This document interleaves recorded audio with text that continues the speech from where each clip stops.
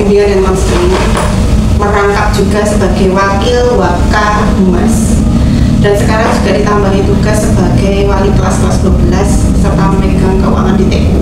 Ya, tugasnya ini tinggi sekali. Tanggal lahir Ibu.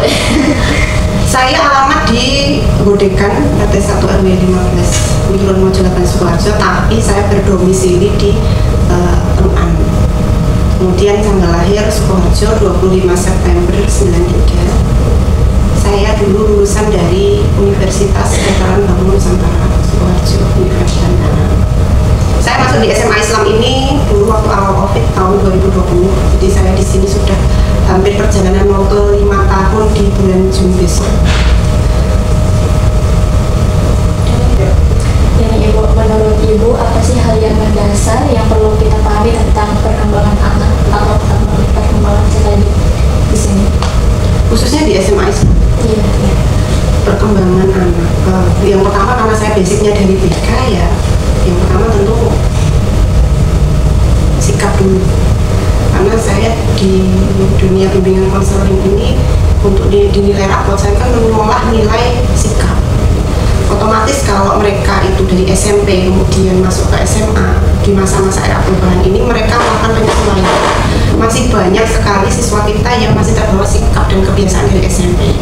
Banyak kan yang masuk di SMA Islam itu dari sekolah negeri kayak miso, kemudian apa namanya, manggil temennya dengan kata-kata yang tidak pantas, itu masih menjadi tradisi di mereka, termasuk kayak merasa keren jika bisa memanggil temennya dengan macam-macam nama yang tidak pantas untuk disebutkan. Itu perjalanannya dari kelas 1, kelas 2, kelas 3 itu mulai ada perubahan.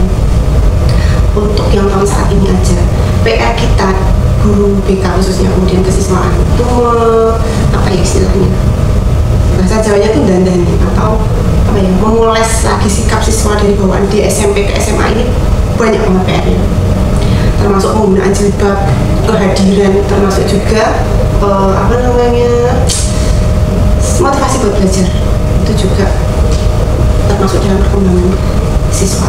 Selain itu sikap terhadap teman serta bapak ibu guru. Terus tantangannya apa Ibu dalam perkembangan sekali itu? SDM sih. SDM anak-anak yang dinyamankan, ada di zona nyaman kurikulum merdeka ini, yang mana siswa itu kan kayak masuk nggak masuk tetap lulus. Yang penting kue nggak ujian, kamu dia lulus apa? Tantangan kita itu untuk mengubah mindset anak-anak bahwa sekolah itu benar-benar ada perjuangannya. Kemudian di tantangan kita sebenarnya SDM anak-anak tersebut, karena udah terbiasa nyaman dengan zonanya, berangkat dari keluarga yang mohon maaf juga kurang mendukung dalam dunia pendidikan, itu juga ngaruh sekali dalam perkembangan sikapnya. Terus solusi dari Ibu bagaimana menghadapi tantangan?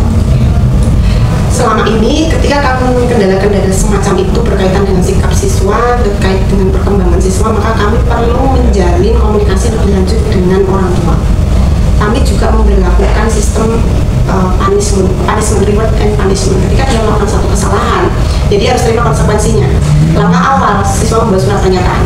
Surat pernyataan ini menjadi langkah awal untuk bisa mengendalikan anak di step yang berikutnya. Setelah surat pernyataan ini, ketika anak bermasalah lagi, maka masuk ke pemanggilan orang tua dengan menjatuhkan sanksi SP1. Kemudian jika masih mengulang lagi sampai kesempatan itu SP3. Namun pada prakteknya siswa ketika sudah mendapatkan SP1 dengan pemanggilan orang tua, akhirnya mulai ada perubahan sikapnya.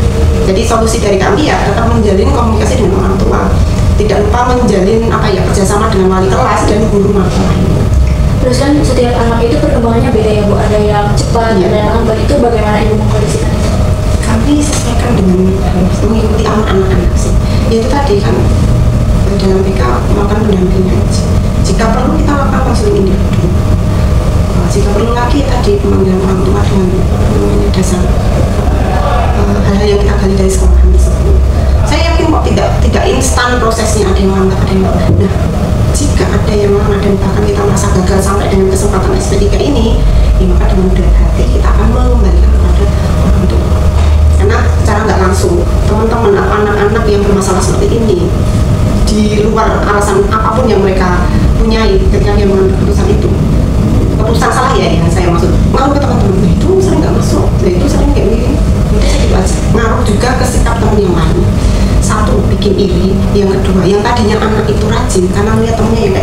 lolos aja terus ikut-ikutan.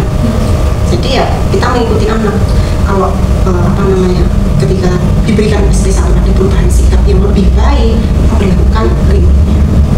Tapi kalau tadi sampai SP3 itu tidak ada perubahan baik, ya dia dapat punishment-nya. Kita mengajarkan anak untuk belajar tentang konsekuensi. Apapun yang kamu ambil, entah itu baik, itu buruk, semua ada konsekuensi. Kalau nggak mau dapat konsekuensi pun, ya lakukan atau ambil keputusan yang baik. Gitu. Menurut Ibu, seberapa penting peran orang tua itu dalam perkembangan peserta didik? Sangat berperan sekali, sangat-sangat urgent dan sangat dibutuhkan. Pertama, di SMA Islam ini dipilih banyak sekali siswa yang broken. Dibandingkan dengan teman-teman yang berangkat dari keluarga harmonis, anak yang berangkat dari keluarga broken ini kebanyakan satu, motivasi belajarnya nggak ada, terus fokus belajar di kelas nggak ada, target dirinya untuk prestasinya juga nggak ada. Banyak dari mereka yang suka orang tuanya ada. Jadi peran orang tua penting. Terus harapan Ibu untuk bisa terus mendukung perkembangan peserta didik itu apa? Harapan saya dengan segala cara yang kami lakukan dengan bekerja sama dengan berbagai pihak, jika perlu nanti alihkan kasus, semata-mata demi perkembangan anak yang jauh lebih baik lagi. Kalaupun mereka menjadi anak yang tidak beruntung di kemudian hari, saya juga nggak rugi. Tapi ada satu kebanggaan ketika saya bisa mengantarkan anak-anak itu pada posisi terbaik mereka. Istilah harapan saya itu begitu. Semua siswa yang mungkin berangkat dari keluarga tidak baik, kurang harmonis, meskipun masalah yang di rumah itu berat, minimal kalian dapat tempat nyaman di sekolah. Guru BK ada, wali kelas ada, yang siap membantu dan memotivasi kalian. Harapan saya gitu, supaya tetap muncul motivasi untuk bisa menjadi versi terbaik mereka. Itu harapan saya. Cara yang Ibu lakukan untuk membangkitkan semangat belajar anak itu melalui pendekatan atau bagaimana? Iya, melalui pendekatan sih. Yang mungkin bagi bapak ibu yang lain kan tidak belajar tentang konseling, bagaimana menggali, bagaimana memahami posisi siswa, tidak hanya menjudge siswa aja. Saya melakukan pendekatan. Kemudian digali apa permasalahannya apa. Jika memang dari permasalahan yang disebutkan itu kami perlu mengundang orang tua, apapun yang mendukung perkembangan itu. Menurut Ibu, teknologi itu punya pengaruh nggak buat perkembangan siswa? Ngaruh banget bang. Sekarang kan zaman ini digital. Kan sekarang apa sih mereka itu apa sih namanya Gen Z yang apa namanya generasi strawberry ya. Generasi strawberry mulus di luar tapi gampang belainnya. Begitulah mental mereka sekarang. Mentalnya itu lemah banget, jadi daya saing mereka di era yang sekarang itu rendah sekali. Mungkin kalau istilahnya apa namanya? Ya, laparan kamu. Kalian kenal? Aku beli dari situ. Dan itulah yang membuat mereka tidak bisa strike seperti tahun saya. Memang benar-benar terkadang sama benar-benar dapat hukuman senang. Kita menghukum, kita yang dilapori. Makanya mereka mau berlaku seperti apa pun terserah. Bahkan meniru dari berbagai macam sosial media yang menurut mereka tren, padahal itu salah, ya dilakukan. Kita bisa bikin juga, itu juga bagian dari digitalisasi. Bagaimana kita bisa mengkondisikan anak untuk fokus belajar sedangkan mereka gini. Ya seperti itulah, nanti jangan kaget kalau nanti kalian terjun di dunia pendidikan yang dimana sikap mereka, karakter mereka dari A sampai Z itu ada kabeh. Kemudian nanti prosesnya lancar. Yang penting tadi mentalnya jangan mental tempe. Kalau ibu ya kudu iso galak, iso lembut. Nek lembut terus sekali lagi. Jadi kesimpulan dari hasil wawancara dengan Ibu Wuri dapat diambil benang merah bahwa sikap menjadi fondasi krusial dalam perkembangan peserta didik dapat membentuk karakter dan interaksi mereka.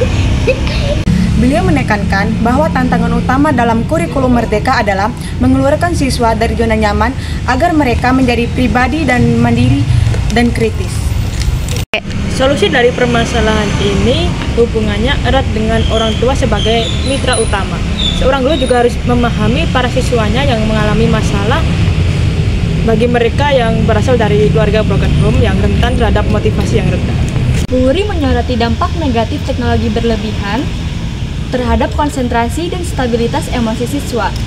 Harapan beliau adalah mampu membimbing siswa menjadi lebih baik dan siap menghadapi masa depan dengan motivasi internal yang kuat. Jangan pergi ke kota. Jangan lupa beli alpukat. Sekian video dari kita. Semoga bisa bermanfaat. Dah.